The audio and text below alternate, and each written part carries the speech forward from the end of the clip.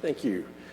Our scripture reading is found in the gospel as it was recorded by Matthew, and I'll be in the 14th chapter and beginning with the 13th verse. Now, when Jesus heard this, he withdrew there in a boat to a deserted place by himself.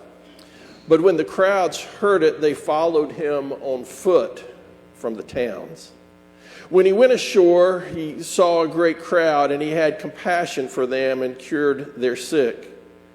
When it was evening, the disciples came to him and said, "This is a deserted place, and the hour is now late. Send the crowds away so that they may go into the villages and buy food for themselves." Jesus said to them, "They need not go away. You give them something to eat." And they replied, "We have nothing here but 5 loaves and 2 fish." And he said, "Bring them here to me." Then he ordered the crowds to sit down on the grass. Taking the 5 loaves and 2 fish, he looked up to heaven and blessed and broke the loaves and gave them to the disciples, and the disciples gave them to the crowds. And all ate and were filled, and they took up what was left over of the broken pieces, 12 basketfuls. And those who ate were about 5,000 men, besides women and children. May God bless the reading and the hearing of this word. May each of us hear in it a word that is to us and for us on this day. One of the first pieces of biblical trivia which I heard and absorbed into my memory bank is the fact that this miracle, which I read about today, is the only miracle recorded by all 4 gospel writers. I've always found that interesting on a number of levels. But then again, I'm one of those people that find biblical trivia interesting. Strange like that. Sometimes it comes in handy. Let me tell you a camp story. I've got several, but I'm just going to tell you one today. I've always thought it distasteful for a person, whether a clergy person or a lay person, who is more biblically versed than the people around them, to flaunt that knowledge. But every now and then, it's just bad form. Every now and then, though, it is helpful to have some tiny piece of knowledge which those around you don't necessarily possess. With each passing summer, I'm increasingly aware that I have less hair. And that means I have to take more precautions than I used to, which essentially means that every day, and Stephanie reminded me of this before I went off for the summer, every day I had to wear a hat. Well, one day, however, we were having a mission camp, and I was working inside with 4 young men. And just to keep myself a little bit cooler, I decided not to wear a hat while I was inside, which was marked the first time they had seen me without a hat. Well, we had quickly developed a good-natured teasing relationship with one another, and they began to tease me about my balding head. You know how teenage boys can be. Well, fortunately, when you're at camp, there's a Bible. If you're in a church camp, a Bible is never too far away. And so I found one pretty quickly and turned to 2 Kings 2, verses 23 and 24. And I encourage you, when you go home, to Google this and fact check me on this, because I'm not making any of this up. Well, I read it, and I read this to those young men. It reads this way. It's a story about Elijah, one of the great Hebrew prophets. It reads this way. Then Elijah went up from there to Bethel, and as he was going up by the way, young lads came out from the city and mocked him and said, "Go up, you bald head, go up." It's right there. When he looked behind him, he saw them, and he cursed them in the name of the Lord. Then 2 female bears came out of the woods and attacked 42 lads of their number. I put my Bible down and I said, "Keep it up, boys. Just keep it up."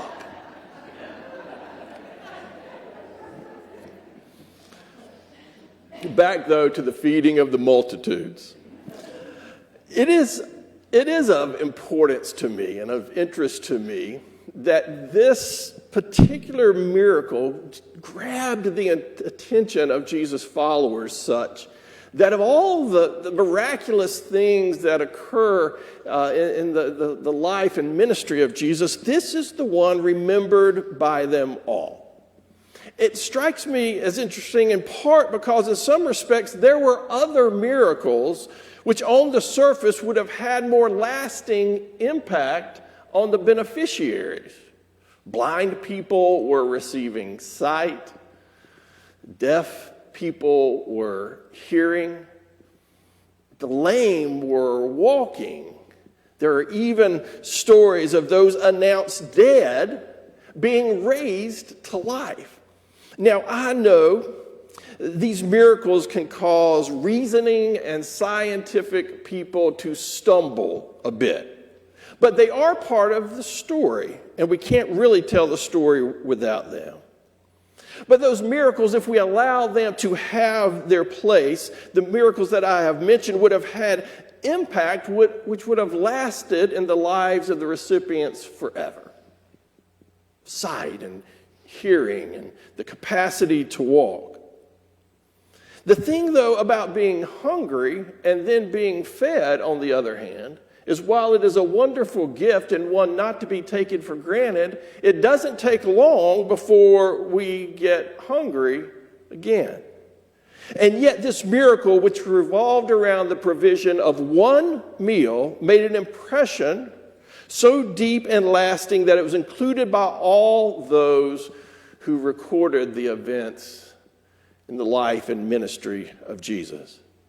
Now, I confess to being like you in that the miracles sometimes they're just difficult to navigate. I'm left wondering about the literal veracity of some of them.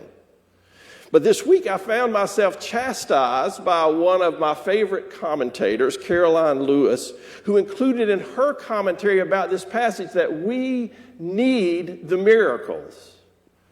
Almost every time I preach upon this passage, I raise the possibility, and I like to imagine that perhaps it was the young boy who isn't mentioned in Matthew's account, but is in all the others, that the young boy who brought the bread and the fish was the spark which ignited the fire of this memorable miracle.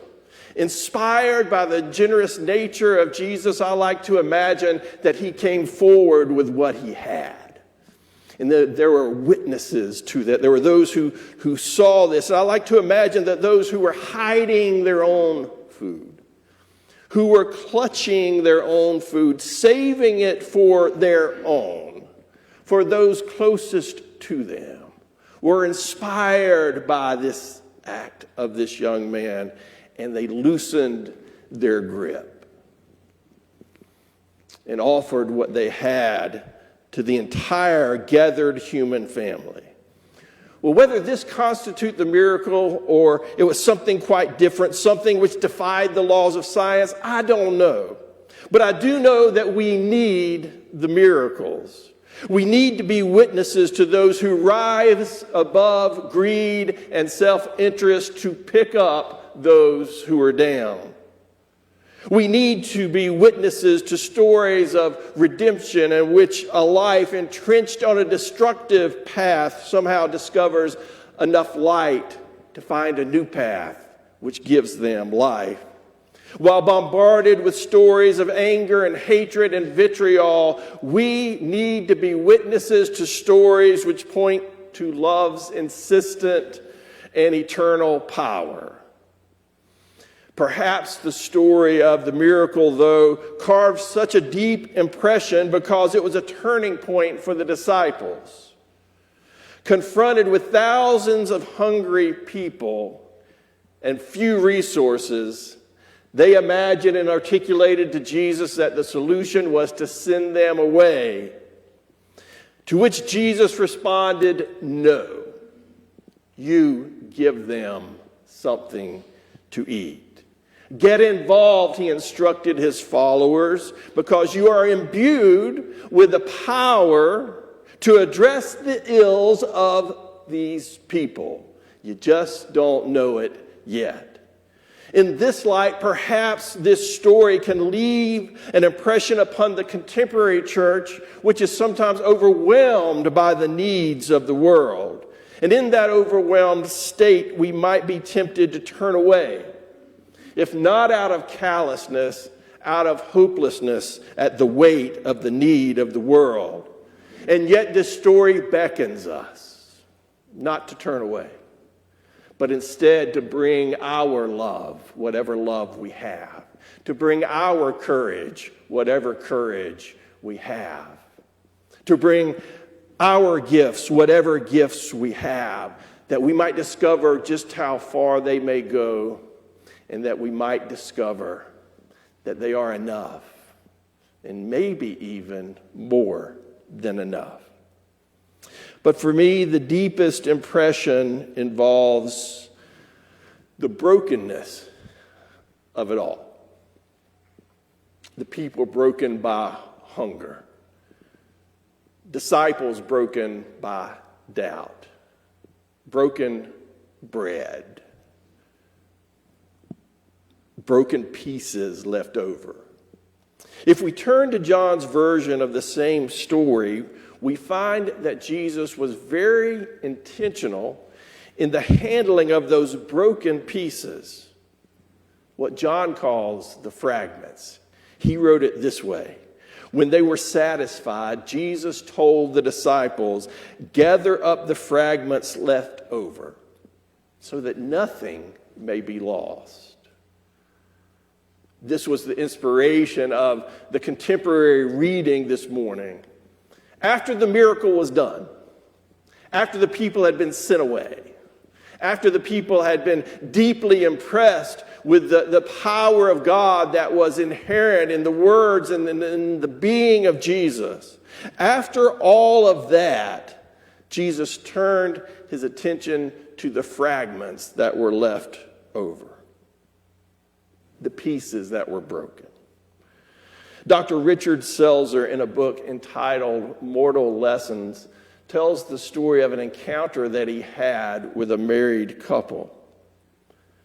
He wrote this way: "I stand by the bed," he wrote, "where a young woman lies, her face post-operative, her mouth twisted in palsy, almost clownish in appearance. I had removed a tumor from her cheek. A tiny twig of facial nerve, the one to the muscles of the mouth, had been severed. She will be this way from now on. The surgeon had followed with religious fervor the curve of the flesh. I promise you that. Nevertheless, to remove the tumor from her cheek, I had to cut the little nerve." He went on to describe the entrance of her husband into the room. They seemed to forget that he was there as they gazed at one another, and then she asked, "Will my mouth always be like this?" Quietly, the surgeon standing in the corner said, "Yes, it will." She then nodded and was silent, but her young husband smiled and said, "I like it. It's kind of cute." And then the doctor wrote, all at once, I know who he is. I understand, and I lower my gaze. One is not bold in an encounter with the divine. Unmindful, he bends to kiss her crooked mouth, and I am so close I can see how he twists his own to accommodate hers, to show her that their kiss still works. Though their lives would be fragmented from that moment on, the love they possessed would bring healing to them both. As we come to this miraculous story, as we come to this table, we are not asked to bring a perfect life to this place. Though life is grand and mysterious and wonderful, along the way as we live it, we too can and will become broken. Broken dreams, the brokenness of loss and grief, the brokenness of those we love the most, which leaves something fragmented in us as well. You see, broken hearts are always the companions of those who love most boldly and most fully. The fragments of our lives, that is what we bring to this table. And once we get past the notion that we are to bring something more, we will discover that that is enough. This is the way it has always been. Jesus took the fragments and blessed them. Jesus took the fragments and held them to the light and revealed the beauty in them. Jesus took the fragments and made a family of them. Jesus took the fragments and built a church out of them. I like to tell the story of being a boy and playing with a kaleidoscope. You know, this was before most toys had batteries and such. And a kaleidoscope was a fascinating thing. You know, you held it up and you looked through that hole, and there was all these wonderful, beautiful colors. Well, I was a curious boy, and so I wanted to know what was going on inside that kaleidoscope.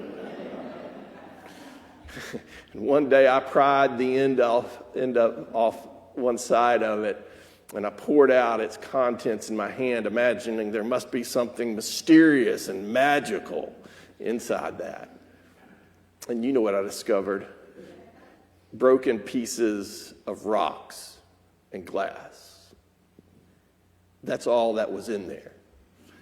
And yet, if you held it up to the light, it made so much beauty. The broken pieces of our lives, they come just along with living. But I tell you, if we bring them together and we hold them up to the light of God's love, there is great beauty in them. More beauty than we can imagine. When we hold them up to the light of God, we learn that even and especially that which is broken in us is enough.